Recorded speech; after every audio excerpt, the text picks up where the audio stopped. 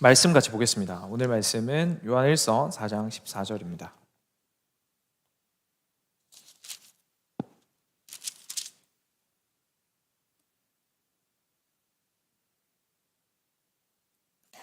요한일서 4장 14절부터 이제 장을 넘어가서 5장 4절까지 같이 보도록 하겠습니다. 같이 함께 교독하겠습니다. 4장 14절 제가 먼저 읽겠습니다.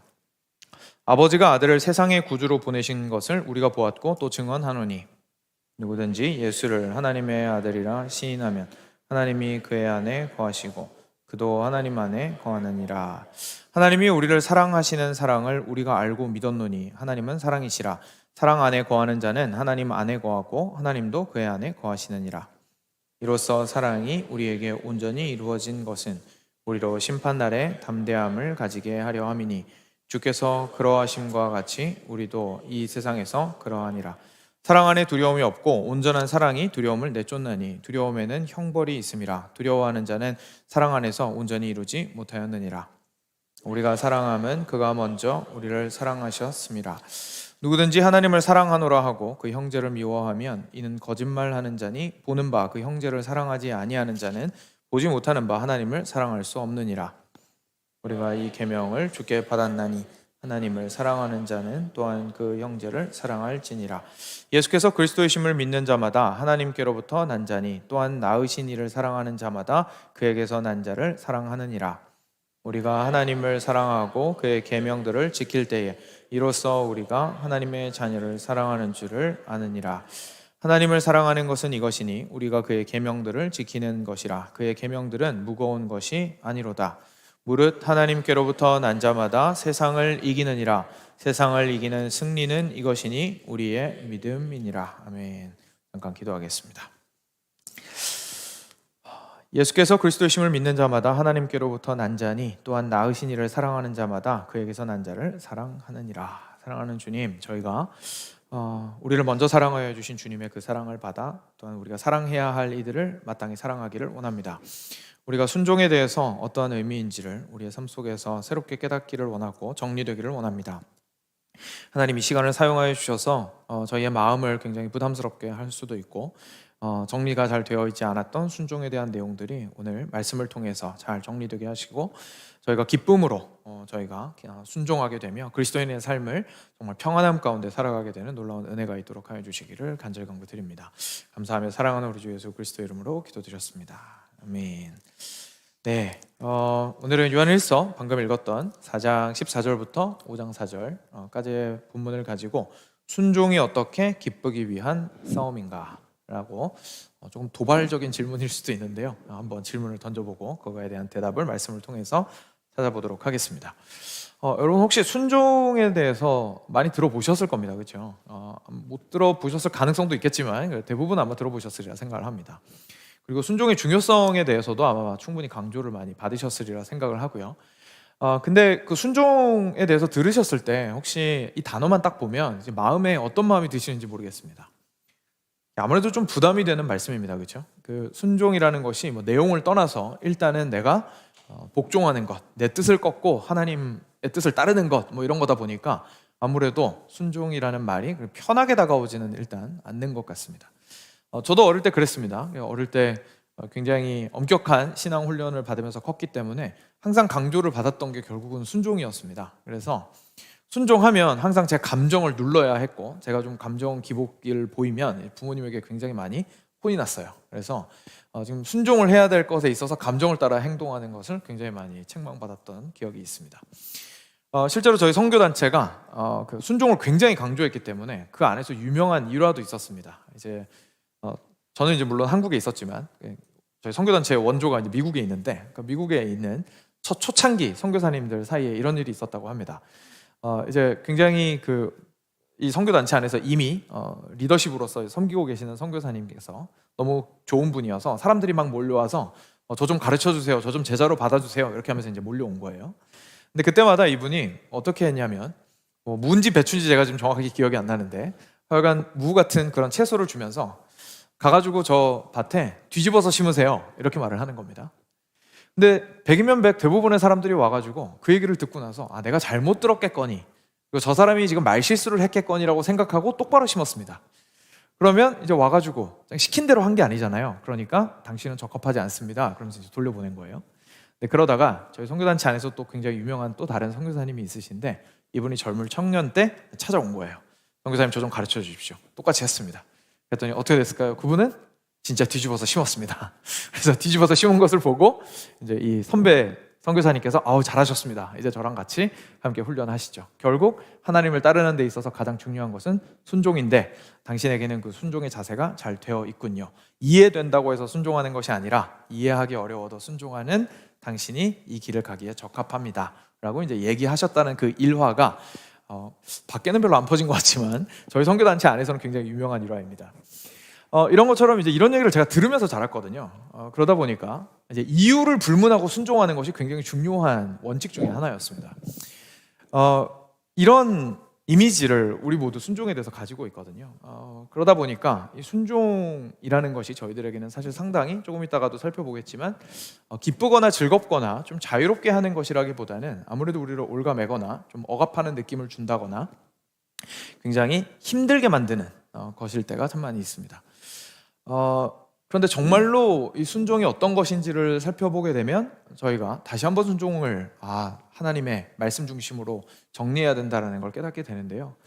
저도 그랬습니다. 그래서 제가 그런 방식으로 순종에 대해서 생각을 하면서 많이 압박을 받아오다가 완전 번아웃이 왔을 때 하나님의 복음에 대해서 새롭게 깨닫게 되면서 참 순종이란 무엇인지를 기쁨으로 할 수 있는 순종이란 무슨 의미인지를 알게 되었습니다. 그래서 그때부터 참 감사함으로 순종의 길들을 걸어갈 수가 있게 되었던 것 같은데요. 오늘은 바로 그 이야기를 함께 나누어 볼 겁니다. 왜냐하면 지난주 설교 혹시 기억하시나요? 지난주에 저희 같이 성화에 대해서 살펴보았습니다. 그렇죠? 그러니까 사실 저희가 성화에 대해서까지 이렇게 살펴보고 나면요, 순종에 대해서 성경적으로 이해할 수 있는 어떻게 보면 준비가 잘 된 겁니다. 왜냐하면 이제 좀 이따 설명드리겠지만 순종을 올바르게 이해하려면 순종만 생각하면 안 되고요, 구원이라는 전체적인 그림 안에서 순종을 바라보아야만 올바르게 순종을 이해할 수 있게 되기 때문에 그렇습니다. 자, 그래서 그런 좀 전체적인 맥락을 이해하신 상태에서 같이 말씀으로 들어가 보도록 하겠습니다. 오늘 본문이 조금 긴데요, 오늘은 좀 뒤에서부터 한번 보도록 하겠습니다. 5장 3절입니다. 뒤에서 끝에서 두 번째 말씀이죠. 5장 3절 말씀을 먼저 같이 읽고 시작했으면 좋겠는데요. 같이 읽겠습니다. 시작. 하나님을 사랑하는 것은 이것이니 우리가 그의 계명들을 지키는 것이라. 그의 계명들은 무거운 것이 아니로다. 아멘. 자, 일단 확실합니다. 처음에 뭐라고 얘기하시냐면 하나님을 사랑하는 것은 이것이니 우리가 그의 계명들을 지키는 것입니다. 계명을 지키는 걸 다른 말로 하면 순종이잖아요. 그러니까 당신이 하나님을 사랑하신다면 순종하셔야죠 라고 얘기하는 구절이 사실 오해할 수도 없게 적혀 있습니다. 그리고 다들 잘 아시다시피 이 순종에 대한, 계명을 지키는 것에 대한 명령은 찾기 어려운 암시적으로 주어진 비유로 가르쳐진 그런 내용이 아니죠. 정말로 직접적으로 구약부터 시작해서 신약까지 없는 데가 없이 가득합니다. 그래서 다윗 같은 경우에도 시편을 지으면서 자신이 얼마나 순종하는 걸 기뻐하는지에 대해서 노래하고, 저희가 요즘 에스겔서도 보고 있지만 선지자들은 얼마나 순종하지 않으면 큰 재앙이 따라오는지에 대해서 이야기하고, 그리고 하나님께서도 얼마나 하나님께서 우리에게 당신의 말씀을 따르기를 원하시는지를 이야기를 하시는 것이 성경이죠. 그래서 조금 눈으로 그래도 확인을 해보기 위해서 제가 한 두 군데 정도 찾아서 읽어드리겠습니다. 일단 예수님께서 직접 말씀하신 부분이 있습니다. 요한복음 14장 21절인데요. 제가 읽어드리겠습니다. 나의 계명을 지키는 자라야 나를 사랑하는 자니 나를 사랑하는 자는 내 아버지께 사랑을 받을 것이요 나도 그를 사랑하여 그에게 나를 나타내리라. 무슨 말입니까? 예수님께서 말씀하신 그 계명을 순종하는 사람이 나를 사랑하는 사람이다. 이 말씀 듣고 나면 저희는 무슨 느낌이 들죠? 예수님께서 이렇게 책망하시는 느낌이 들죠. 야, 넌 순종도 안 하면서 나한테 사랑한다고 말만 하는 거야? 그죠? 약간 그런 느낌이 듭니다. 일단 확실한 건 하여간 사랑하는 사람은 순종하라라는 말씀이 주어졌다라는 것은 일단 저희가 확실히 알겠습니다. 신약은 이렇게 당연히 예수님을 통해서 확실하게 순종하라는 말씀이 주어졌고요. 구약도 뭐 엄청나게 많죠. 근데 그 중에서 좀 핵심적인 부분 한 구절만 제가 읽어드리겠습니다. 사무엘상 15장 22절인데요. 사무엘이 이르되 여호와께서 번제와 다른 제사를 그의 목소리를 청종하는 것을 좋아하심같이 좋아하시겠나이까. 그 다음에 이제 저희가 잘 아는 말씀이 나오는데요. 순종이 제사보다 낫고 듣는 것이 순양의 기름보다 나으니. 그러니까 아말렉 족속을 완전히 진멸하라는 하나님의 명령을 자기 멋대로 해석해서 좋은 것들을 자기를 위해서 남겼죠, 사울 왕이. 그래서 사무엘이 책망하니까 사울 왕이 이렇게 변명을 합니다. 아유, 이거 뭐 제가 다 먹으려고 그런 거 아니고요, 하나님께 제사 드리려고 한 거예요. 그랬더니 사무엘이 이렇게 말하죠. 아니 왕이시여, 정신 차리십시오.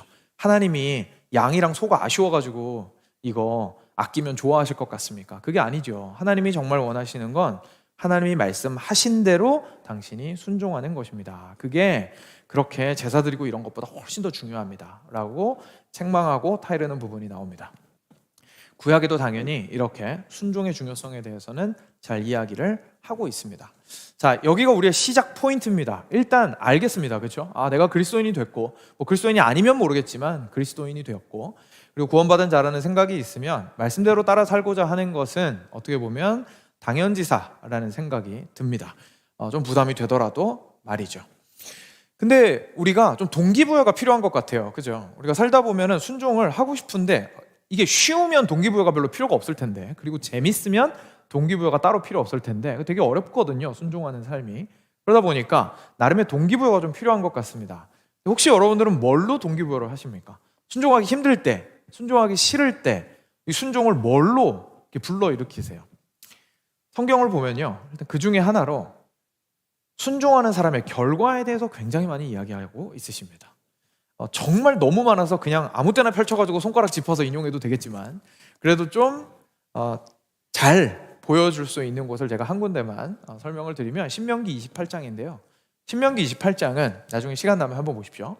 굉장히 긴 장인데 첫 절부터 마지막 절까지 첫 부분에는 하나님 말씀 순종하면 무슨 복을 주실 건지 써 있고요, 뒷부분에는 하나님 말씀 어기면 어떤 저주를 하실 것인지에 대해서 써 있습니다. 그래서 첫 부분에 하나님 말씀 계명을 잘 순종하거라 라고 얘기하시면서 거기에 이제 제가 한 가지 복만 소개를 해드리면 우리가 다들 잘 알고 있는 복인데요, 이제 가게나 이런 데 많이 붙여놓는 거죠. 네가 들어와도 복을 받고 나가도 복을 받을 것이니라. 많이 보셨죠? 네. 저 말씀은 저희가 많이 익숙한 말씀인데 저 말씀이 여기에 등장하는 말씀입니다. 근데 저기에 조건이 있어요. 그냥 무작정 들어오고 나가고 모든 사람이 복 받는다 이게 아니고 순종하면, 조건이 있습니다. 순종하면 들어와도 복 받고 나가도 복 받을 거다. 그리고 나서 한 14절까지 이제 복에 대한 말씀이 쭉 이어지거든요. 15절에 이렇게 또 말씀하십니다. 너희들이 말씀 순종 안 하면 이렇게 되거든요. 근데 문제가 말씀 순종 안 하면 그 뒤에 굉장히 적극적인 하나님의 저주가 이어진다는 겁니다. 그리고 처음에 우리가 굉장히 좋아했던 내가 들어와도 복 받고 나가도 복 받으리라는 그 말씀에 사실 대칭이 되는 구절이 불순종했을 때도 주어졌습니다. 이 말씀은 아마 모르시는 분이 많을 텐데 뭐라고 나오냐면 네가 불순종하면 네가 들어와도 저주를 받고 나가도 저주를 받으리라 라는 말씀이 뒤에 똑같이 나옵니다. 그러니까 이게 순종이 실패하면 그냥 그러려니 이게 아니라 결과가 심각한 거예요. 순종을 안 하면 복을 못 받는 건 고사하고 적극적으로 저주를 받는 겁니다. 들어와도 저주를 받고 나가도 저주를 받고 저주를 피할 수가 없으리라 라고 말씀하시는 거예요. 그러니까 이게 얼마나 심각한 문제입니까? 그렇죠? 그리고 나중에 직접 찾아보시면 놀라시겠지만 순종하는 사람에 대한 복은 14절까지만 말씀하셨으면서 뒤에 불순종하는 사람의 저주는 60몇 절까지 나옵니다. 그러니까 이걸 보고 있으면 약간 이게 뭐지 싶은 장이에요. 이 8장 보면. 그러니까 이게 무슨 마음이 들게 되냐면 순종을 했을 때 받는 복에 대한 소망보다 뭐가 생깁니까? 불순종했을 때 받는 벌에 대한 두려움이 더 많이 생깁니다. 그러니까 우리가 대부분의 경우에 순종에 대한 동기부여를 여기서 받는 경우가 참 많이 있습니다. 그러니까 내가 순종하면 하나님이 복 주실 거야, 잘 되게 해주실 거야, 이것도 있는데요, 사실 마음의 더 큰 부분은 어떻습니까? 내가 순종 안 하면 벌 받을 거야, 그래서 주일날 교회 빠지면 벼락 떨어질 거야, 내가 이거 지금 굉장히 중요한 사업적인 결정을 앞두고 있는데 이거 요번에 컨트랙트 제대로 돼야 되는데 내가 영적으로 제대로 주님 앞에 똑바로 서 있지 않으면 하나님이 이거 치시고 제대로 안 되게 하실 거야, 그죠? 그러니까 나 똑바로 정신 차리고 잘 해야 돼. 보통 이런 것들을 저희의 동기부여로 삼게 됩니다. 그런데 문제가 있죠. 하나님께서 우리한테 단지 순종하라고만 말씀하신 것이 아니라 방금 읽었던 5장 3절 말씀으로, 요한일서 5장 3절 말씀으로 다시 돌아가 보시면요, 거기에 뒷부분에 뭐라고 나옵니까? 그의 계명들은 어떻다고요? 무거운 것이 아니다라고 얘기하십니다. 무거운 것이 아니다라고 얘기하십니다. 여러분, 저희가 순종에 대해서 좀 차근차근 생각을 해보면요, 일단 순종이라는 것 자체가 저희들한테 상당히 부담이 되는 게 맞습니다. 그렇죠? 그리고 지금 우리가 살아가고 있는 이 시대에는 더욱더 그렇습니다. 예전에는 계급제도도 있었고 했기 때문에 순종이라는 것이 사회 구조 안에 이렇게 스며들어가 있었거든요. 근데 지금은 사실 군대 같은 조직을 제외하고 순종은 그 누구에게도 요구되는 사항이 아닙니다. 오히려 순종하면 바보죠. 왜냐하면 사람들이 뭐라고 얘기합니까? 야, 네가 바보야? 왜 저 사람 얘기 듣고 있어? 저 사람이 너한테 시킨다고 그냥 그대로 하는 거야? 너 바보야? 지금은 그렇게 얘기하는 시대입니다. 우리 아이들한테도 그렇게 가르치죠. 야, 너 바보야? 너 왜 시키는 대로 해? 그죠? 그러니까 지금은 사실 순종이라는 것이 안 좋은 것인 시대를 우리는 사실상 살아가고 있습니다. 그러니까 순종에 대해서 일단 얘기를 듣는 것 자체가 저희가 굉장히 생소하고 그리고 부담스럽고 당황스럽죠. 그래도 앞서 우리가 말씀드렸던 것처럼, 살펴본 것처럼 말씀이 너무 명확하게 말씀하시고 있으니까 나 그리스도인이니까 그래도 순종은 해야지. 그래요. 이거는 그래도 넘어간다고 칩시다. 근데 그 다음에 문제는 순종하는 내용이 좀 쉬우면 모르겠는데 내용이 너무 어려운 것 같아요. 왜냐하면 성경에 나오는 모든 일들을 순종하기에는 너무 빡세게 느껴지는 것들이 많기 때문입니다. 그리고 그것보다도 더 큰 부담을 주는 것은 방금 신명기 말씀 제가 설명드렸지만 하나님께서 그냥 괜찮아, 또 시도하면 돼 라고 말씀하시는 게 아니라 순종 안 하면 벌 주신다는 말씀이 이만큼이에요. 그리고 실제로 에스겔서에서 막 실제로 다른 나라를 데리고 와가지고 치세요. 그러니까 이게 마음에 부담이 안 생길 수가 없습니다. 너무너무 두렵죠. 그죠? 근데 이것까지도 저희가 그래, 우리가 의지를 동원해서 그래도 내가 선한 그리스도인으로서 하나님의 사랑을 받은 자로서 순종해야지 라고 하면서 마음을 먹었다고 치겠습니다. 진짜 걸림돌은 방금 살펴봤던 마지막입니다. 이 짐은 가볍지 않습니다. 그죠? 내가 아무리 의지력을 불러일으켜도요, 이건 무거운 짐입니다. 이 무거운 짐을 내가 어떻게든 지탱하려고 애쓰고 버텨보려고 노력할 뿐이지 너무 이 짐이 무겁습니다. 나를 짓누릅니다. 그러니까 끽해봤자 내가 서바이벌 하고 있다면, 내가 이거를 짊어지고 살아낼 수 있다면 장한 일이지 기쁨은 사실 꿈도 못 꿀 일입니다. 왜냐하면 순종의 짐이 너무 무겁기 때문이죠. 이거 잘한다고 칭찬받는 것보다 삐끗해가지고 받는 저주가 더 큰데 세상에 누가 기쁨으로 순종할 수 있겠습니까? 항상 노심초사하면서 순종할 수밖에 없는 일이죠. 그렇기 때문에 우리는 순종에 대해서요, 사실 시작부터 끝까지 정리도 안 되고요, 수용하기도 굉장히 어렵습니다. 그런데 많이 요구받습니다. 그죠? 그래도 우리는 좋은 그리스도인들입니다. 우리가 사실 신앙생활한 지 얼마 되지 않았으면 여기서 제가 끊어도 되는데 대부분 우리 모두는 신앙생활한 지 정말 오래됐기 때문에 그 다음 스테이지가 하나 더 있습니다. 저희가 방금 얘기했던 이 내용을 모르는 게 아니죠. 근데 그래도 순종하는 삶을 사는 좋은 그리스도인이 되려고 애쓰는 사람들입니다. 그러면 동기부여를 어떻게 해야 될까요? 여러분, 일반적으로 정말로 내가 기쁨으로 순종하기 위해서 혹시 뭘로 동기부여를 하십니까? 벌 받는다고 생각하면 동기부여 좀 잘 안 되잖아요. 그거 말고 저희가 다른 거 하나 더 있죠. 우리가 주로 많이 듣는 말씀이 뭐가 있습니까? 하나님께서 당신을 얼마나 사랑하셨는지를 기억하십시오. 그죠? 예수님께서 당신을 위해서 베풀어 주신 사랑이 얼마나 큰지 기억하십시오. 예수님의 희생을 기억하십시오. 예수님께서 그 고난과 고통을 나 살리시겠다고 당하셨는데 당신이 지금 그거 가지고 힘들다고 하면 됩니까? 안 됩니까? 예수님의 그 사랑 앞에서 순종하셔야죠 라고 얘기합니다. 그죠? 우리 대부분 그걸 많이 동기부여로 삼습니다. 그러니까 결국 짧은 말로 표현하자면 빚졌다라고 얘기하는 겁니다. 당신은 하나님의 사랑에 빚진 자입니다. 예수님의 희생에 빚진 자입니다. 빚이요, 영원히 갚아도 갚을 수가 없는 수준입니다. 그러니까 그리스도인으로서 그 큰 사랑을 먼저 받은 자로서 빚진 자로서 살아야 되지 않겠습니까? 라고 얘기합니다.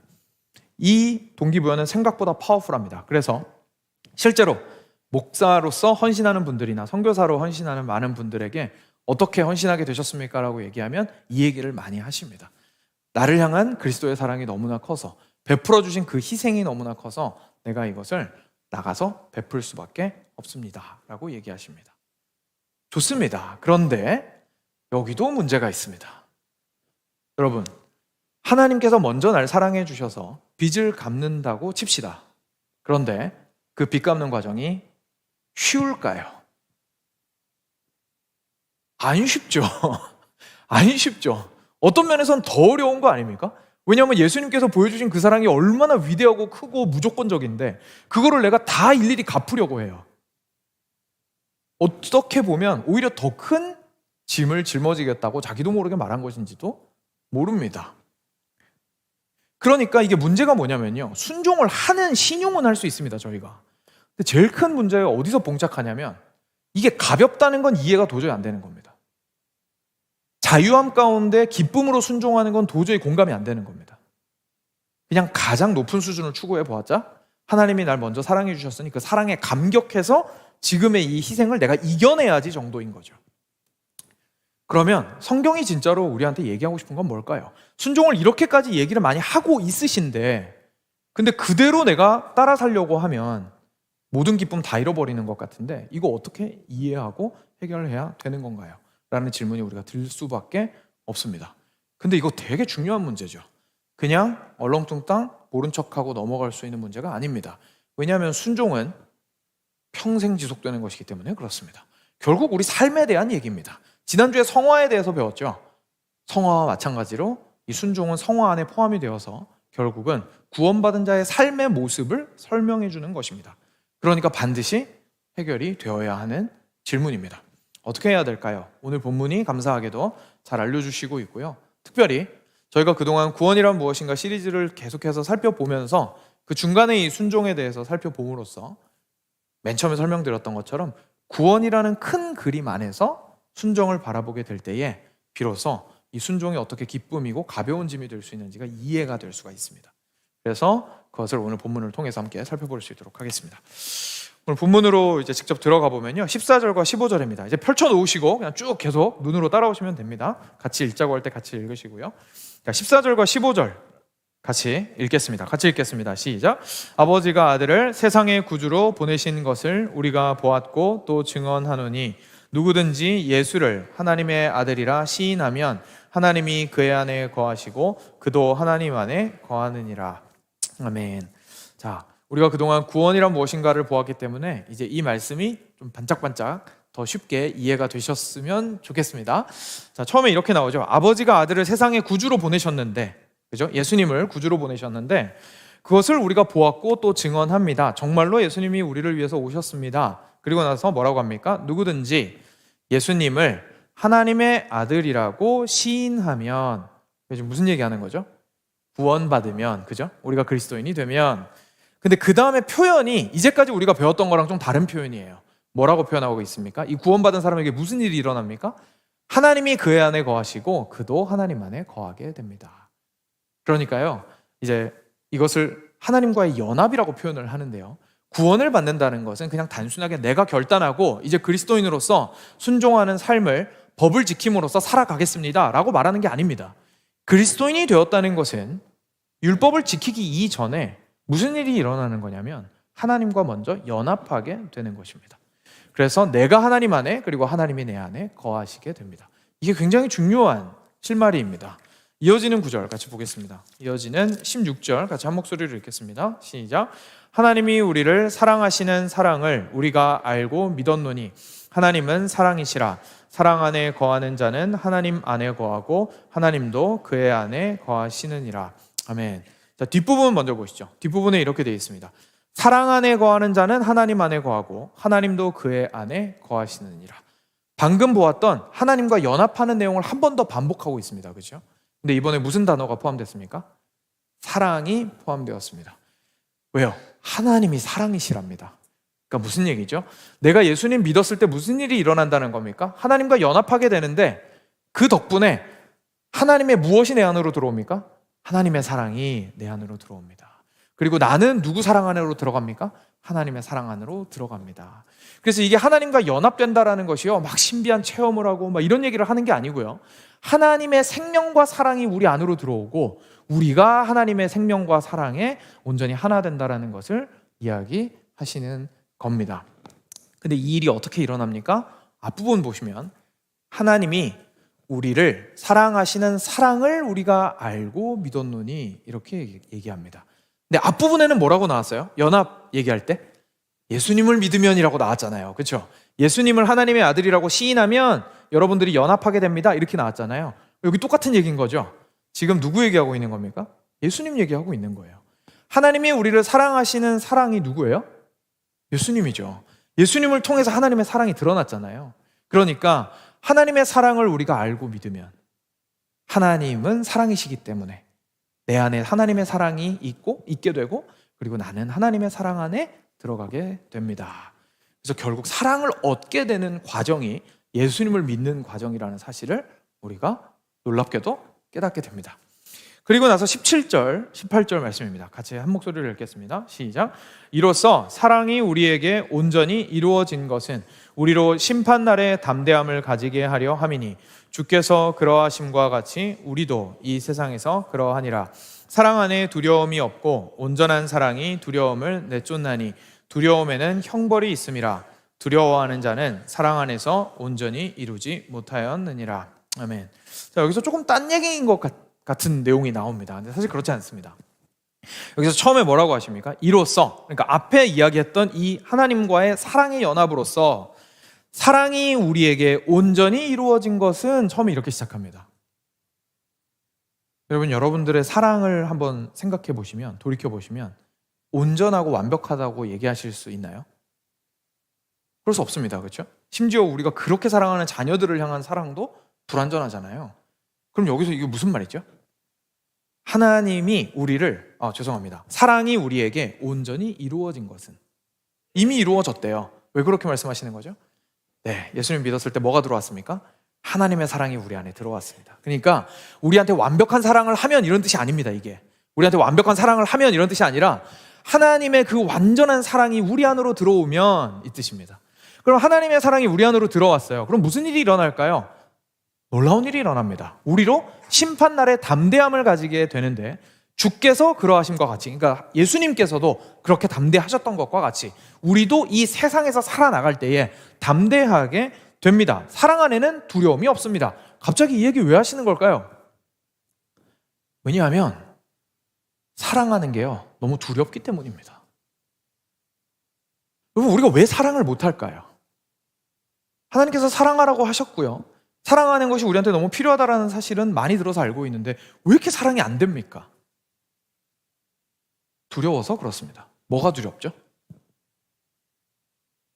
돌아오는 것이 두렵습니다. 우리가 사랑하는 거는요, 사랑을 주면 사랑을 다시 받고자 합니다. 사랑을 다시 받고자 합니다. 근데 사랑이라는 것은요, 제자리를 찾아서 다시 돌아오지 않으면 사랑을 내어준 이의 가슴에 커다란 구멍을 남깁니다. 그렇죠? 우리가 사랑을 하려고 하는데 그 사람이 사랑에 되려 욕으로 대답해요. 굉장히 큰 상처를 받죠. 근데 그때만 상처를 받는 게 아닙니다. 내가 사랑한다고 말을 하고 표현을 했는데 거기서 가만히 있어요. 음식을 맛있게 해줬는데 맛있다는 말 한마디도 안 해요. 갑자기 열이 뻗치잖아요. 근데 항상 아침에 별로 일찍 일어나지도 않다가 이제 가족 중에 한 명이 일찍 나가야 돼서 열심히 일어나가지고 준비를 했어요. 고맙다는 말 한마디도 안 하고 짜증만 내고 나가요. 열이 뻗치죠. 그죠? 그러면서 무슨 생각이 듭니까? 내가 또 해주나 봐라. 그죠? 또 해주나 봐라. 지 알아서 하라 그래라. 그죠? 그러니까 이게 왜 그런 거죠? 사람이 사랑을 하게 되면요, 돌아오는 사랑을 반드시 바라게 되어 있습니다. 근데 이게 안 돌아오는 거예요. 그래도 받았다라는 표시라도 좀 해줘야, 그죠? 고맙다라고 말 한마디라도 해줘야 그 다음 사랑이 나갈 수가 있죠.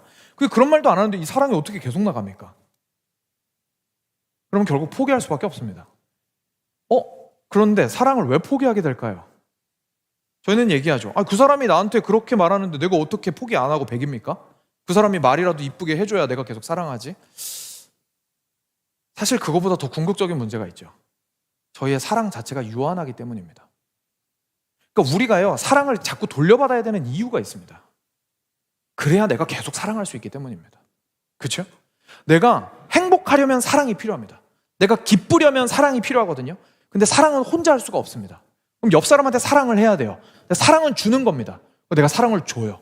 근데 이 사랑을, 내가 준 사랑을 가지고 행복하려면 이 사랑이 어떻게 돼야 됩니까? 다시 돌아와야죠. 왜냐하면 내가 끊임없이 사랑을 주면서도 행복할 수 있는 방법이 없거든요. 나는 한계가 있는 사람이거든요.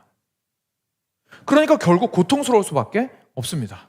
사랑하기를 포기하는 수밖에 없죠.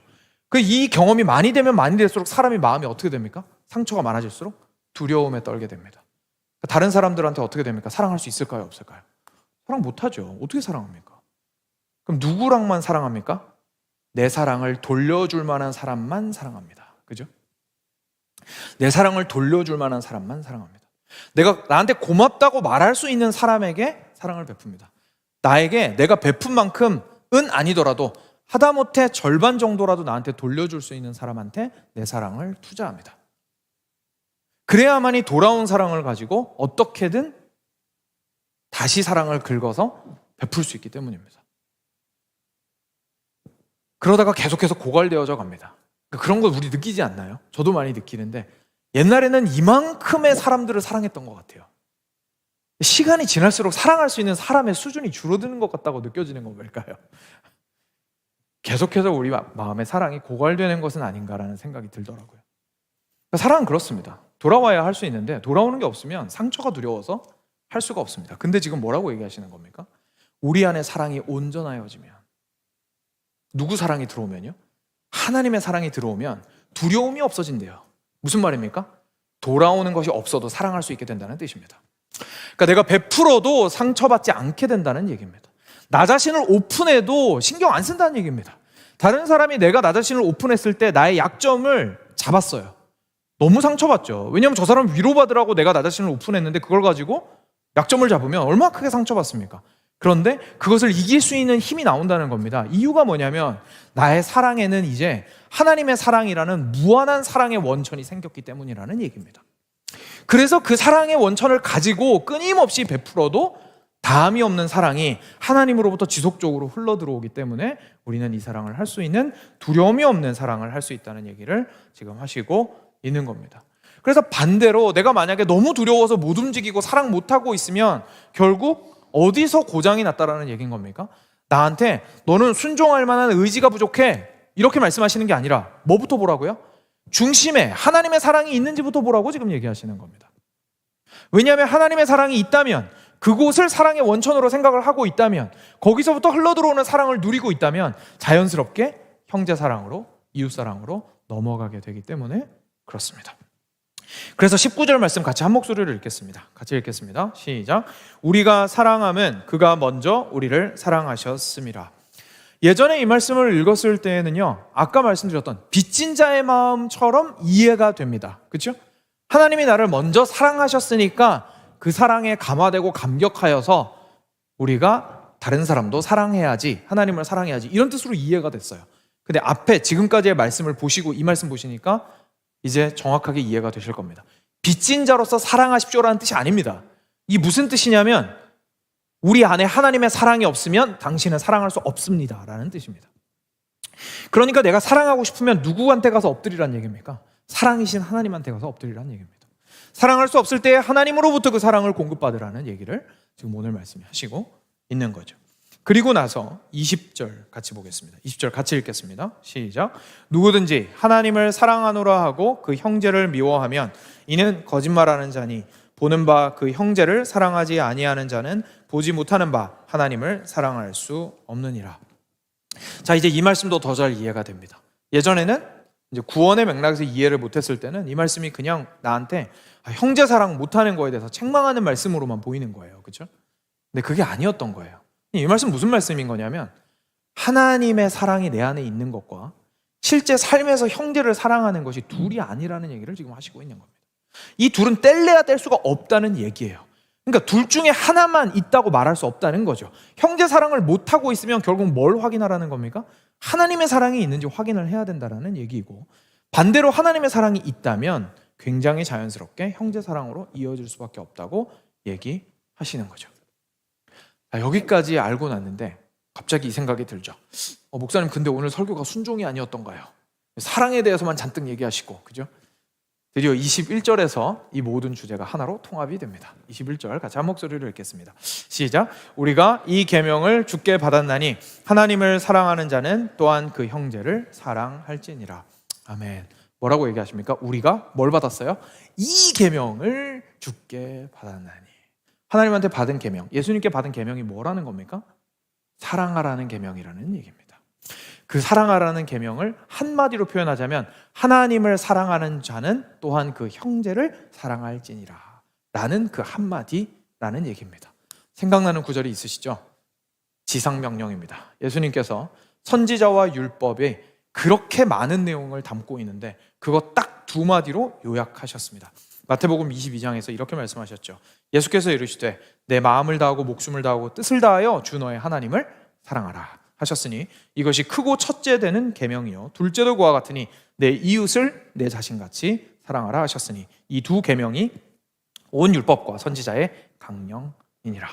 우리가 율법에 순종해야 된다라는 부담을 느낄 때요, 결국 뭘로 초점이 귀결되는 겁니까?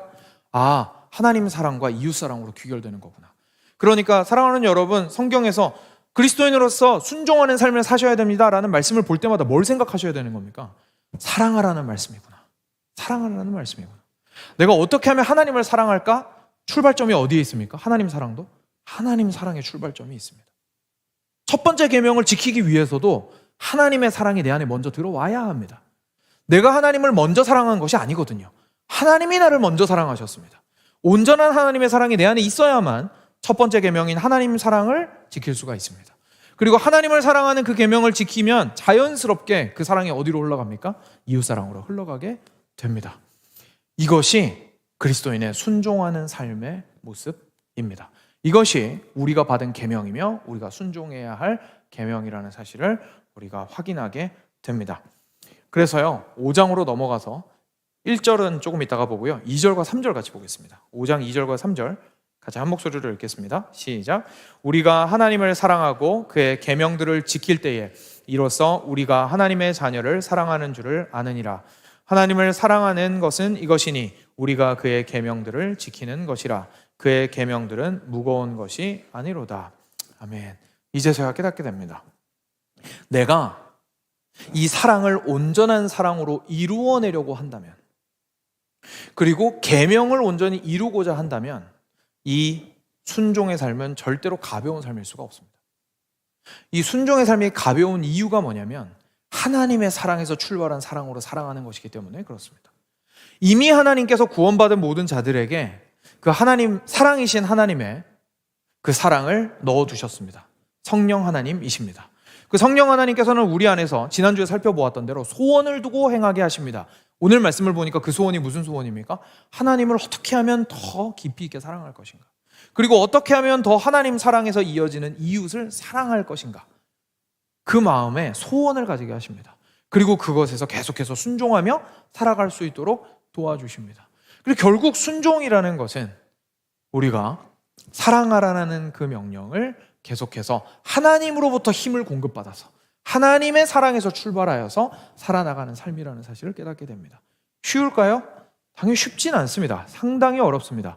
그럼에도 불구하고 오늘 말씀처럼 무겁지 않습니다. 왜냐하면 이것이 다시 한번 말씀드리지만 내가 뭔가를 만들어내서 없는 에너지를 내가 어떻게든 불러일으켜서, 그래서 주변의 칭찬도 좀 듣고 내가 그래도 영광도 좀 취하고 내가 격려도 좀 얻고 내가 그래도 내 사랑에 대해서 돌려받을 만한 사랑 좀 돌려받고 나서야 이 사랑을 좀 베풀 수 있게 되는 것이 아니라, 그런 식으로 사랑하는 것이 아니라 우리 안에 있는 끊임없이 용서 숨치는 하나님의 사랑의 원천에서 출발하여 사랑을 하는 것이기에 이 사랑은, 이 순종은 무겁지 않은 것이다 라는 말씀을 우리가 보게 되는 것이죠. 이제 우리가 전체적인 그림을 알았습니다. 저희가 이제까지의 내용들을 짧게 정리를 좀 해봤으면 좋겠습니다. 사랑하는 여러분, 우리는 죽어 있었습니다. 죽어 있었으니까 사랑할 수가 없습니다. 사랑은 두 번째 문제죠. 일단 살아야죠. 그죠? 근데 그 죽어 있는 자를 하나님께서 살리셨습니다. 그게 바로 우리를 거듭나게 하신 겁니다. 근데 그 거듭나게 하실 때에 성령을 통해서 우리에게 새 생명을 주셨는데, 오늘 말씀을 보니까 그 성령이 우리에게 사랑을 주셨다라는 사실을 깨닫게 되었습니다. 그렇죠? 그러니까 이 말을 생각해 보면 우리 왜 거듭난 겁니까? 사랑하라고 거듭난 겁니다. 거듭난 사람은 반응하게 됩니다. 회개하게 됩니다. 회개는 이전 삶으로부터의 돌이킴입니다. 무슨 말입니까? 이전에는 하나님의 온전하신 사랑이 중심이 아니라 나를 사랑하는 삶을 살고 있었습니다. 그런데 이제는 그 삶으로부터 돌이키는 겁니다. 믿음, 어디로 돌이킵니까? 하나님을 향하여 돌이킵니다. 그래서 이제 믿는 자는 나 중심의 사랑에서부터 돌이켜서 하나님을 먼저 사랑하고, 그리고 하나님을 사랑함으로써 나는 몇 번째 옵니까? 나는 세 번째 옵니다. 두 번째는 이웃을 놓고, 그죠? 하나님, 이웃, 그리고 그 다음에 나 자신을 놓고 사랑하면서 나의 삶을 살아가고자 하게 됩니다. 그것이 우리가 회심하는 사람의 모습인 거죠. 그리고 나서 하나님께서는 놀라운 일을 행하시죠. 우리가 믿을 때에 하나님은 우리를 어떻게 하십니까? 의롭다고 하셨습니다. 그렇죠? 학생증 발급해 주시죠. 이게 왜 중요하냐면요, 굉장히 중요해집니다. 이게 왜 중요하냐면 하나님께서 만약에 학생증 발급을 안 해주셨어요, 그러면 저희가 지금부터 사랑하고자 하는 이 모든 삶이 뭐가 됩니까? 학교 들어가려고 하는 자격증 준비가 됩니다. 그죠? 그럼 불합격할 수도 있잖아요. 우리가 처음에 말했던 대로 우리가 생각하는 순종의 모습이 바로 이런 겁니다. 내가 이거 열심히 순종하면 하나님한테 인정받을 수 있을 거야. 내가 이거 열심히 순종하면 하나님한테 그래도 한 90점 정도만 되면 그래도 천국 들어가게 해주시는 거 아닐까? 우리는 보통 그렇게 생각할 수가 있는 거죠. 그러니까 이렇게 생각하지 않기 위해서 하나님께서는 우리에게 먼저 의롭다고 하십니다. 먼저 당신의 사랑을 우리 안에 넣어주십니다. 그래서 거기서부터 출발해서 좀 부족하더라도 포기하지 않고 지속적으로 사랑해 나갈 수 있도록 저희와 함께 동행해 가시기 시작합니다. 그래서 우리에게 사랑이 무엇인지 깨닫게 해주시고, 때로는 넘어짐으로써 깨닫게 해주시고, 때로는 격려하심으로써 깨닫게 해주시고, 때로는 형통함으로 깨닫게 해주시고, 때로는 고통 가운데 깨닫게 해주십니다. 그래서 거기에서 그 귀한 학생으로서 사랑하는 법을 배워나가게 하십니다. 그래서요, 하나님께서 우리를 그리스도인으로서 부르실 때에 입학시키신 학교의 이름은 사랑의 학교입니다. 그곳에서 무슨 일을 하든 하나님이 원하시는 것은 하나님을 사랑하고 이웃을 사랑하기 위해 하는 것이고, 그 안에서 훈련되어져 가는 것이고, 그 안에서 성장되어져 가는 것을 하나님께서 그토록 원하신다는 사실을 저희가 발견하게 됩니다. 그리고 여기에서 우리가 마지막으로 4절만 같이 보겠습니다. 4절 말씀을 통해서 여기서 한 단계 더 나아간 하나님의 놀라운 계획을 보게 됩니다. 4절 같이 읽겠습니다. 시작. 무릇 하나님께로부터 난 자마다 세상을 이기느니라. 세상을 이기는 승리는 이것이니 우리의 믿음이니라. 아멘. 여러분, 갑자기 무슨 얘기죠? 사랑 얘기도 여기는 안 나오고요, 그죠? 뭐 하나님과 연합했다는 얘기도 안 나고요. 느닷없이 하나님께로부터 난 자마다 세상을 이긴다고 얘기하시고, 세상을 이기는 승리는 우리 믿음 때문이라고 얘기하시는 이게 그냥 문단이 구분된 거 아닐까요? 아닙니다. 앞에서부터의 모든 내용을 다 이어받고 있습니다. 여러분, 여기 처음에 시작이 누굽니까? 무릇 하나님께로부터 난 자마다. 하나님께로부터 난 자는 하나님과 연합한 자이고, 그 사람은 그 마음에 무엇을 가지고 있습니까? 하나님의 사랑을 가지고 있는 사람입니다. 이 하나님의 사랑을 가지고 있는 사람이 어디로 나갑니까? 세상으로 나갑니다. 그리고 나서 뭐 합니까? 살아갑니다. 순종하며 살아갑니다. 근데 그 모습이 무슨 모습이라고요? 사랑하면서 살아갑니다. 사랑하면서 살아갑니다. 근데 아까 말씀드린 것처럼 세상은 우리의 사랑을 받을까요? 안 받을까요? 안 받죠. 우리가 하는 사랑을 오히려 볼모로 잡고 상처 줄 것이 훨씬 더 뻔합니다. 그렇죠? 그런데 세상으로 나가서 여전히 사랑합니다. 그 세상을 이깁니다. 세상의 논리에 지지 않고, 두려움에 내가 사랑하기를 포기하지 않고, 어떤 상황에도 포기하지 않고 사랑하기를 애씁니다. 왜냐하면 내 안에 이미 사랑이 심기었기 때문입니다. 그래서 사랑하는 여러분, 이 싸움은요, 세상과의 싸움은 세상에서 어떻게 잘난 사람이 될까의 싸움이 아닙니다. 그리스도인이라면 세상에서도 위에 올라가야지, 그리스도인이라면 세상에서도 좋은 성적을 가져야지, 잘난 사람이 되어야지. 그거 좋습니다. 저는 정말 그랬으면 좋겠거든요. 근데 여기서 말하는 세상을 이기라는 말씀이 그런 뜻은 아닙니다.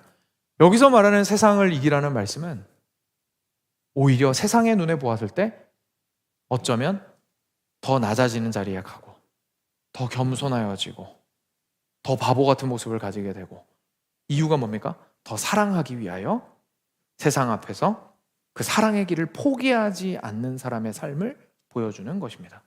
그리고 이 삶을 살 수 있는 유일한 방법은 믿음입니다. 왜냐하면 믿음은 누구를 받는 것입니까? 사랑이신 예수 그리스도를 받는 것이기 때문에 그렇습니다. 그러니까 사랑이신 예수 그리스도를 우리 안에서 받는 것 말고는 세상에서 사랑하며 살아갈 수 있는 방법은 없다라는 것이 오늘의 핵심입니다. 사랑하는 여러분, 우리의 삶은요 쉽지는 않습니다. 그렇지만 앞서 살펴본 것처럼 기쁨을 빼앗기지는 않을 수 있습니다. 그리고 가벼운 짐으로 여기고 순종하는 삶을 살 수 있습니다. 왜냐하면 하나님과 사랑하는 삶을 오늘 내 수준과 상관없이 누리며 살아갈 수 있기 때문에 그렇습니다. 물론 계속해서 하나님 안에서 성장해 나갈수록 나는 더 큰 사랑을 누리며 더 큰 기쁨과 평안을 누리게 될 겁니다. 그렇지만 세상이 줄 수 없는 그 평안과 기쁨은 구원을 받은 그 시점부터 하나님의 사랑이 우리 안에 거하게 되는 그때부터 우리에게 임합니다.